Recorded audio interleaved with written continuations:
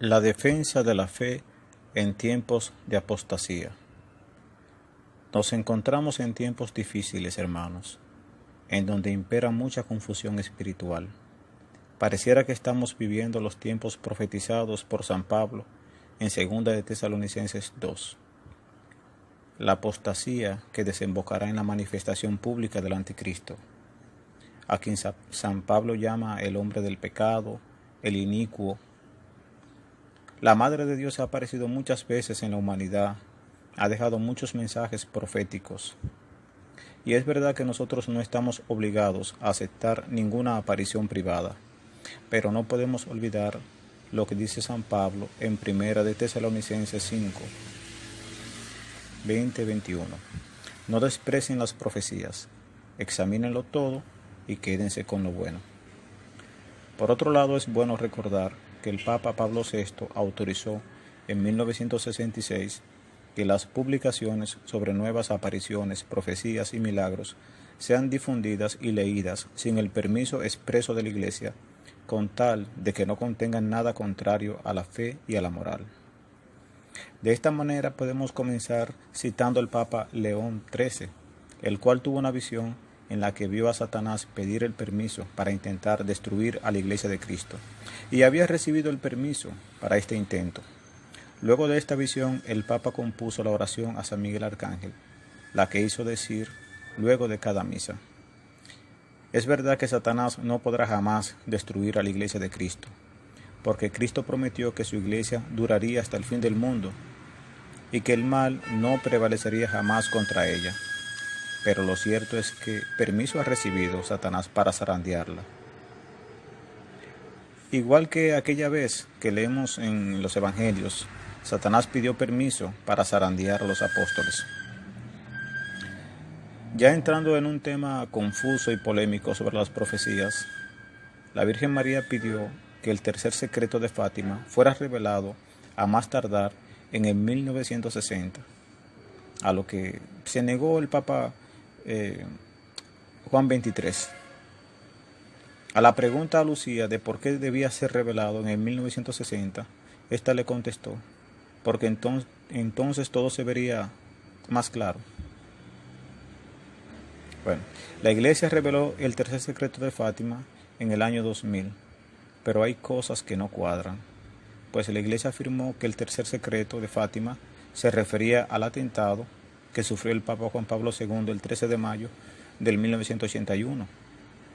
Y es muy cierto que el 13 de mayo es un día en que se celebra la aparición de la Virgen de Fátima, pero ¿por qué pediría la Virgen entonces que se revelara este secreto en el 1960?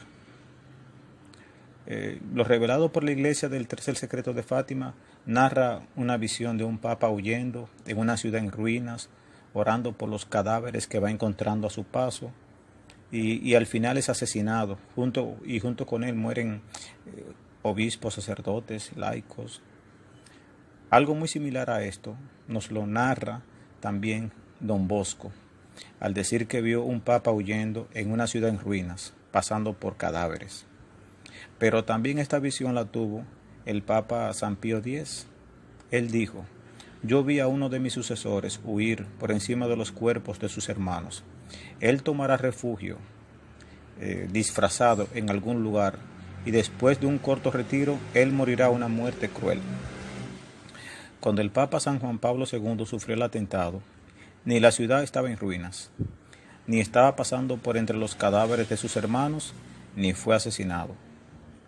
Por lo tanto, algunos expertos en profecías marianas nos dicen que la parte que fue revelada por la Iglesia del tercer secreto no fue solamente sobre la visión, porque ellos alegan: ¿acaso la Virgen les mostraría a los niños una visión sin darles luego una explicación? Y si hubo una explicación, entonces, ¿cuál es esa explicación? Y eso es lo que consideran los expertos en esta área. Dicen que la Iglesia ciertamente reveló el tercer secreto, pero dicen que solo la parte de la visión. Ellos dudan de que...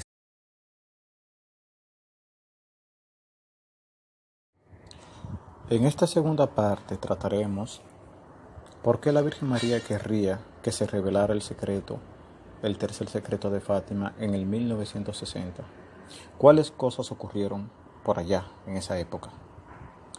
Bueno, en esa época ocurrió el Concilio Vaticano II, luego del cual surgieron muchas malas interpretaciones del mismo. No pocos sacerdotes abandonaron la Iglesia luego de este concilio. Surgió la teología de la liberación, etc. El propio Papa del Concilio, Pablo VI, dijo el 29 de junio de 1972: de entre alguna fisura, el humo de Satanás entró en el templo santo de Dios. Varios santos y místicos profetizaron sobre esta época también, del siglo XX. Por ejemplo, la beata Catalina Emery, que vivió más de 10 años solamente de la Eucaristía, de quien se inspiró Mel Gibson para realizar la película La Pasión. Ella escribió que 50 o 60 años antes del año 2000 sería desencadenado Satanás por algún tiempo y que San Miguel Arcángel defendería la Iglesia. Por otro lado, Santa Brígida, del siglo XVI, profetizó: 40 años antes del año 2000, el demonio será dejado suelto por algún tiempo. La señal será cuando vean a los sacerdotes dejar el hábito sagrado y vestir como los laicos, los hombres como mujeres y las mujeres como hombres. Al parecer, la Virgen nos quería advertir de la apostasía general. La Virgen María en el 1973 reveló a una religiosa en Akita, Japón, llamada Agnes Sasagawa. Esta aparición tiene aprobación del obispo local John Ito y de la Congregación para la Doctrina de la Fe en el 1988 por el cardenal Ratzinger, quien luego sería el Papa Benedicto XVI. La Virgen dijo: la acción del demonio se infiltrará hasta la Iglesia de tal forma que se verán cardenales contra cardenales, obispos contra obispos, iglesias y altares serán saqueados. Si los hombres no se arrepienten, el Padre enviará un castigo más grave que el diluvio. Ciertamente, mis hermanos, nos encontramos en tiempos muy difíciles para la Iglesia y para todo el mundo. Vemos que como consecuencia de esta pandemia se cerraron las iglesias y por primera vez en la historia del cristianismo en casi todo el mundo dejó de celebrarse la Cuaresma y la Pascua, algo nunca visto ni durante la Segunda Guerra Mundial. Pero, curiosamente, por otro lado, por consejo de la OMS, las clínicas de abortos estuvieron abiertas. O sea, no había permiso para acceder a los sacramentos, pero sí para asesinar a los bebés. Bueno, parece que solo debe escucharse una sola voz y al disidente se le censura, como hicieron el mes pasado, en enero, con el cardenal mexicano de México, el cardenal Sandoval. En su video, el cardenal Sandoval denunciaba, entre otras cosas, los planes de un gobierno mundial.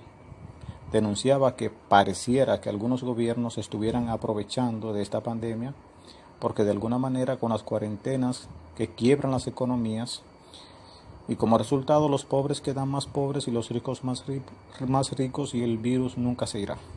Será algo endémico como la gripe.